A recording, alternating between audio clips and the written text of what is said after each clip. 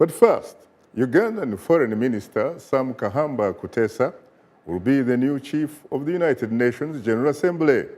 He was elected despite an 11th-hour campaign launched online by human rights activists to prevent him from being selected as the head of the international body.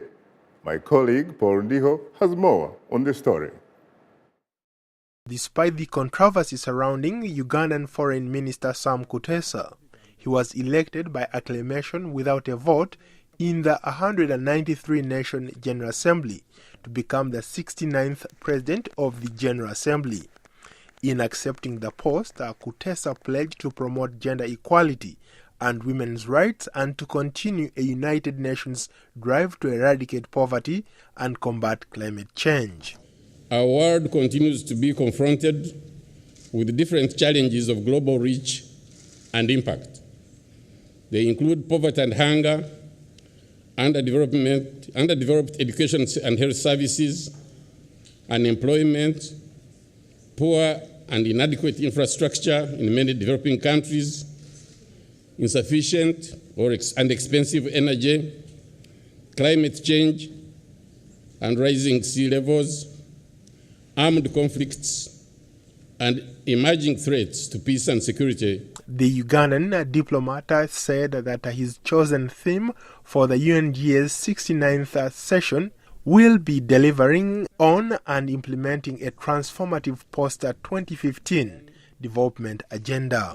I'll focus on further advancing gender equality and empowerment of women in the 69th session, in which we will mark the 20th anniversary of the groundbreaking Beijing meeting. Uganda has been heavily criticized in recent months on a wide range of issues, including abuse of human rights and its anti-gay legislation led by Western nations. Maria Barnett is a senior researcher in the Africa Division of Human Rights Watch. We've seen a rash of very, very poor laws be passed in this parliament.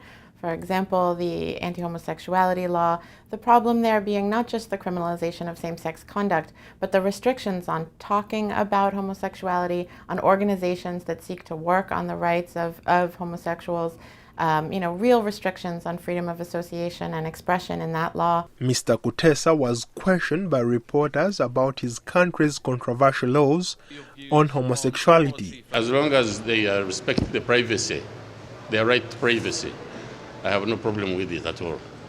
Ms. Barnett has other concerns about the rights of non-violent protesters. We also still have, really significant concerns that as protests have occurred in Uganda over the last several years, people have been killed by the use of live gunfire, and we haven't seen real investigations. We haven't seen anyone held accountable for those deaths. Mr. Kutesa's election generated a lot of debate, including an online petition that had garnered over 13,000 signatures by the time of his election.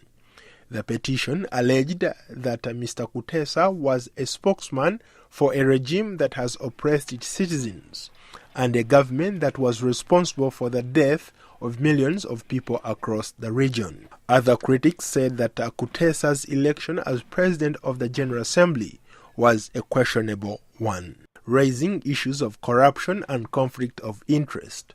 First of all, let me tell you this, that I have had a conspiracy by members of the opposition in our country, both inside and outside, who have tried their best to malign my name.